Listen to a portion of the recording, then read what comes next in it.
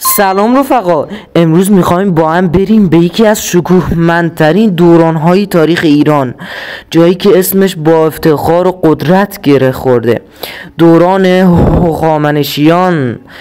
بشین راحت چون قرار سفری داشته باشیم به 2500 سال پیش، زمانی که ایران بزرگترین امپراتوری دنیا بود. 6 دنگ حواست به چیزی که دارم بهت میگم باشه و تصویرهایی که روی صفحه میاد تا بفهمی عمق دوره هخامنشیان و کوروش و پادشاه های دیگرش چی بوده.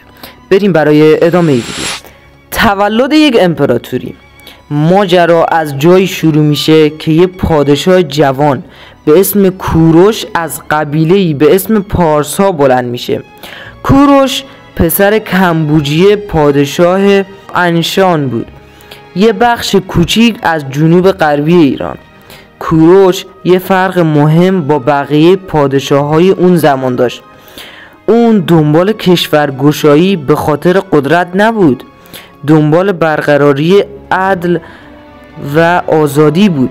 وقتی مادها رو شکست داد بهشون بی احترامی نکرد، بلکه خودش رو وارث پادشاهی ماد دونست و حتی با دختر پادشاه ماد ازدواج کرد. فتح بابل بدون خونریزی. یکی از معروفترین کارهای کوروش فتح شهر بابل بود. اون موقع بابل یه شهر بزرگ و ثروتمند بود که پادشاهش مردم رو خسته کرده بود. وقتی کوروش اومد مردم با خوشحالی دروازه ها رو باز کردند و ازش استقبال کردند.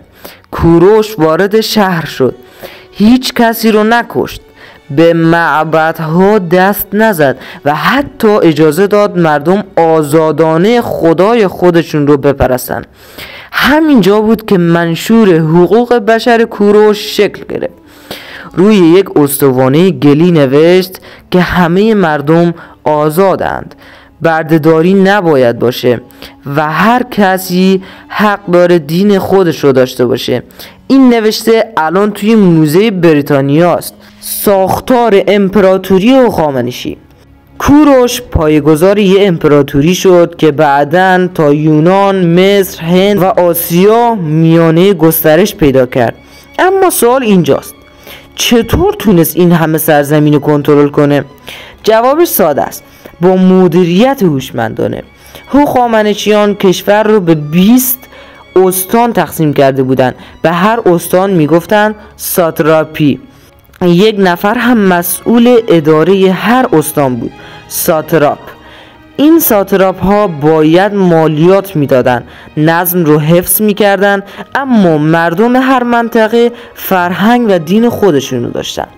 داریوش کبیر مدیر افسانه‌ای. بعد از کوروش چند پادشاه اومدن تا نوبت رسید به داریوش بزرگ. داریوش واقعا یه مدیر فوق‌العاده بود. اومد یه سیستم حکومتی رو منظم کرد، جاده سلطنتی کشید که از سار در ترکیه امروز تا شوش در ایران کشیده میشد. این جاده حدود 2500 کیلومتر بود و پیک ها با اسب توی چند روز می رسیدن. داریوش پول رسمی درست کرد، سکه های طلای داریوشی، همچنین سیستم مالیات، وزن و اندازه‌گیری استاندارد و سیستم پستی را انداخت. تخت جمشید نماد شکوه ایران. داریوش دستور داد شهری بسازن که فقط برای مراسم رسمی باشه. این شهر شد تخت جمشید، یه مجموعه بزرگ با ستونهای عظیم، سنگنگاره‌های دقیق و سالن‌هایی که هنوز هم مردم رو حیرت زده میکنه که مال 2500 سال پیشه. توی دیوارهای تخت جمشید تصویر نماینده های ملل مختلف هست که هر کدوم با لباس و هدیه مخصوص خودشون به دربار ایران میان. این نشونه احترام هخامنشیان به فرهنگ های مختلف. جنگ با یونانی ها. هخامنشیان با همه دوست نبودن. یکی از جدیترین درگیری هاشون با یونان بود. داریوش اول به خاطر دخالت یونانی ها توی شورش های آسیای صغیر به آتون یا آتن حمله کرد، اما توی نبرد ماراتون شکست خورد. بعد از اون پسرش خشایارشاه اومد، یه پل بزرگ روی دریا زد و به یونان حمله کرد توی نبرد ترموپیل. با اون داستان معروف 300 اسپارتی ایرانی ها پیروز شدن، ولی در نهایت توی نبرد دریایی سالامیس شکست خوردن و عقب نشینی کردن. آفول هخامنشیان. با گذر زمان پادشاهان بعدی مثل اردشیر و داریوش دوم دیگه اون قدرت و مدیریت قبلی رو نداشتن. فساد زیاد شد، دربار پر از رقابت شد و مالیات ها سنگین‌تر شدن. در همین زمان یه جوون مقدونی به نام اسکندر از راه رسید. اون در چند سال تونست امپراتوری هخامنشی رو شکست بده.